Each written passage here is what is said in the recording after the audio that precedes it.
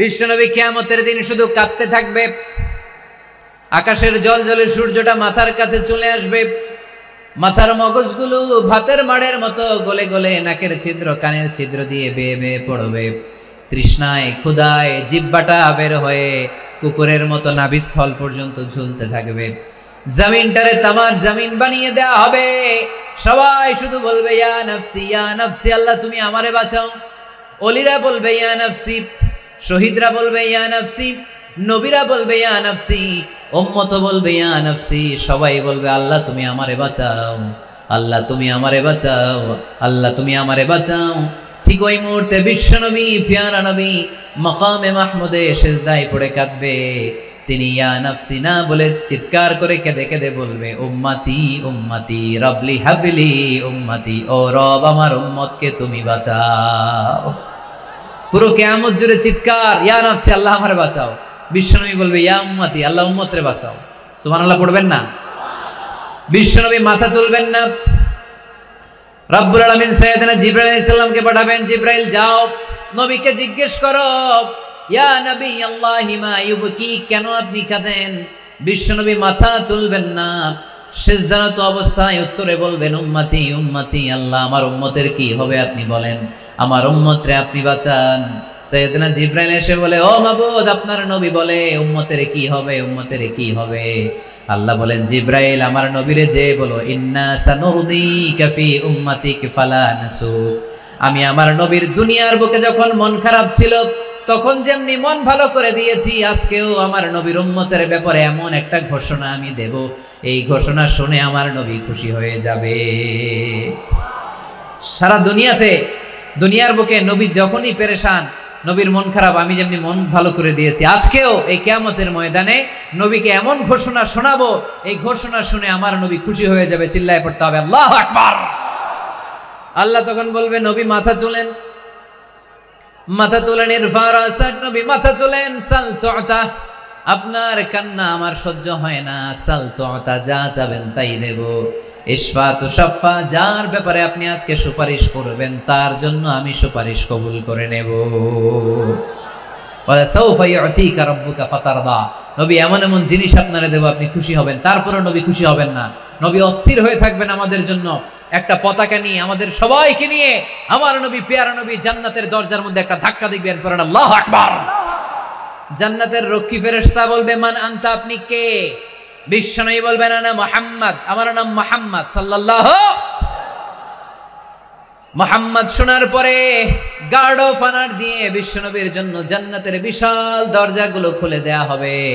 আর জান্নাতের ফেরেশতারা বলবে নবী গো, জান্নাত সৃষ্টির পর থেকে আজ পর্যন্ত আমরা দাঁড়িয়ে আছি, কবে আপনি জান্নাতে ধাক্কা মারবেন আর আপনার জন্য জান্নাতের দরজা খুলে দেব। আপনার আগে যেন কারো জন্য জান্নাতের দরজা খোলা না হয়, এ ব্যাপারে আমাদেরকে কঠোর নির্দেশনা দিয়েছে কে? বিশ্বনবী লক্ষ লক্ষ কোটি কোটি উম্মতে মুহাম্মাদীকে নিয়ে সেদিন জান্নাতের ভেতরে যখন ঢুকবেন তখন বিশ্বনবীর মনটারে খুশি করে দিবে কে?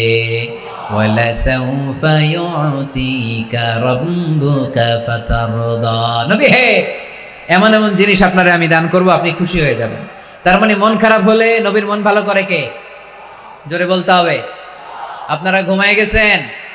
এরপরে নবীর আল্লাহ স্মরণ করায় দিচ্ছেন আলাম ইয়াজিদকা ইয়াতীমান ফাআওয়া ওয়া ওয়াজাদাকা দাল্লান ফাহাদা। নবী গো, আমি কি আপনার ইয়াতীম পাই নাই, তারপরে আমি কি আপনার লালন পালনের ব্যবস্থা করি নাই? সুবহানাল্লাহ পড়েন।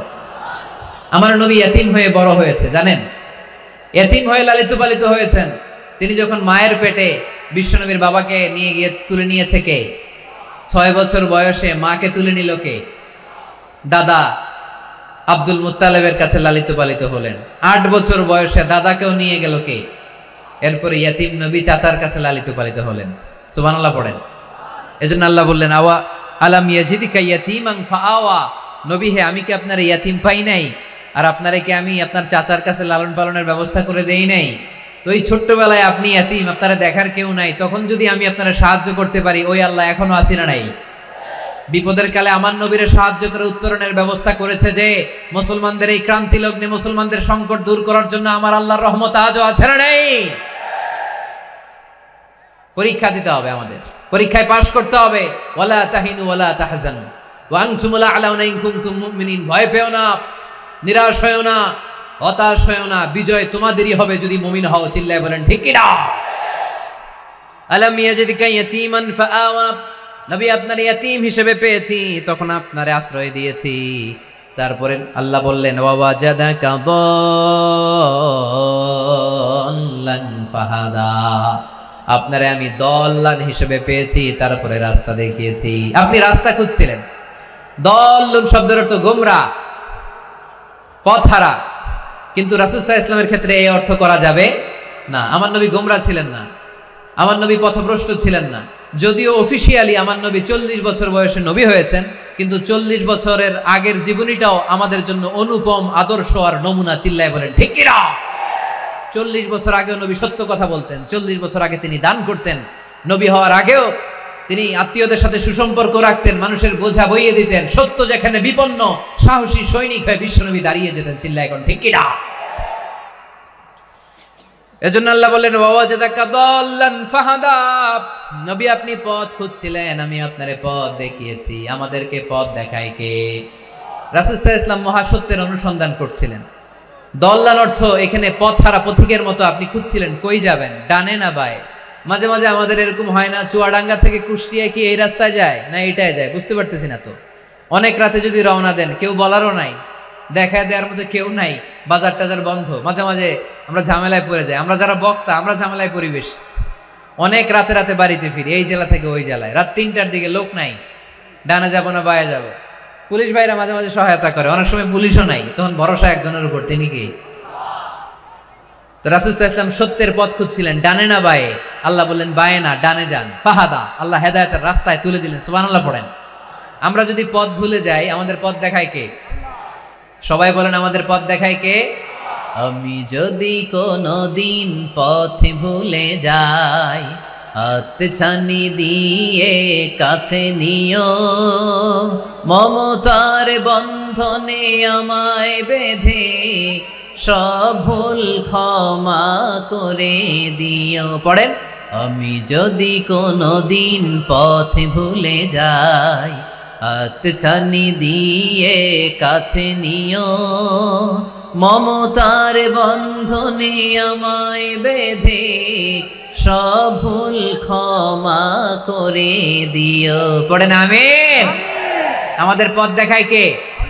আমরা প্রতিদিন পড়ি ইহদিনাস সিরাতাল, সবাই পড়েন ইহদিনাস সিরাতাল। ও আল্লাহ আমাদেরকে সরল সঠিক পথ দেখাও। আল্লাহ বললেন নবী আপনাকে আমি পথ দেখিয়েছি। এরপর আল্লাহ বললেন ওয়াজাদাকা আইলান ফাআগনা। নবী আপনি ছিলেন নিঃস্ব, আপনার টাকা পয়সা ছিল না।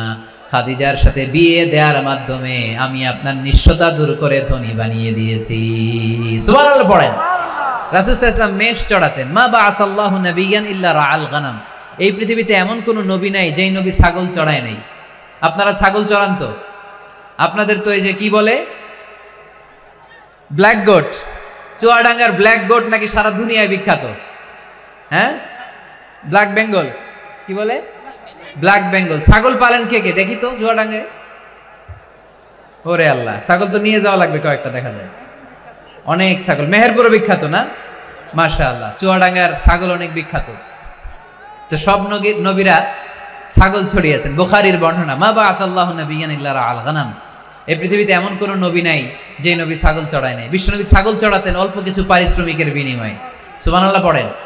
কারণ আমার নবী শিখিয়েছেন পরিশ্রমে লজ্জা নেই, লজ্জা অলসতায়। ঠিক কি না? পরিশ্রমে কোনো লজ্জা আছে? লজ্জা অলসতায়, ঠিক কি না? রাসূল সাল্লাল্লাহু আলাইহি ওয়াসাল্লামের টাকা পয়সা ছিল না। আম্মাজান খাদিজাতুল কুবরা রাদিয়াল্লাহু তাআলা আনহার সাথে যখন বিয়ে হলো, বিয়ের পরে ধনাঢ্য মহিয়সী নারী বললেন, ইয়া রাসূলুল্লাহ, আমার সম্পদের দরকার নাই, আমি আপনারে পেয়েছি, আপনারে পেয়ে আমি খুশি। আমার সব সমুদয় সম্পত্তি আপনার পায়ের সামনে আমি ঢেলে দিলাম, আপনি ইচ্ছা মতো ইসলামের জন্য, ইসলাম প্রচারে এই সম্পদ ব্যয় করা শুরু করে দেন। সুবহানাল্লাহ পড়তে পারলেন না? ওয়াজাদাকা আইলান ফাআগনা, তাফসিরে এসেছে ফাআগনা বিখাদিজা। নবী আপনি ছিলেন নিঃস্ব, দরিদ্র, টাকা পয়সা ছিল না, খাদিজার সাথে বিয়ের মাধ্যমে আমি আপনার ধনী বানাই দিলাম। তার মানে নবী আপনি ছিলেন ইয়াতীম, আপনারা আমি লালন পালনের ব্যবস্থা করে দিলাম। আপনি পথ খুঁজছিলেন, কোন পথে আগাবেন, পথ দেখাইয়ে দিলাম। আপনি নিঃস্ব ছিলেন, আমি আপনার লালন পালনের ব্যবস্থা করে দিলাম, পথ দেখাইয়া দিলাম। আপনার টাকা পয়সা ছিল না, খাদিজার সাথে বিয়ের মাধ্যমে ধনী বানাইয়া দিলাম। সুবহানাল্লাহ। নবীর মন খারাপ তো, নবীর মন ভালো করার চেষ্টা করতেছে। দেখেন বন্ধু বন্ধু রাগ ভাঙায় কি করে। ও নবী আপনি রাগ করেন কেন? ওই যে আপনি ছোটবেলায় কষ্টে ছিলেন, আমি তো ঠিক করে দিলাম সব। ও নবী আপনি পথ খুঁজতেছিলেন, বিপদে ছিলেন, আমি তো পথ দেখাই দিলাম। টাকা ছিল না, বিয়ের পরে টাকার ব্যবস্থা করে দিলাম। তো আপনার টেনশন কিসের? টেনশন তো আমি আল্লাহ। চিল্লায় বলেন ঠিক কি না? মুমিন কখনো টেনশন করে না। মুমিন তার সব কিছু ন্যস্ত করে দেয় একজনের উপর, তিনি কে?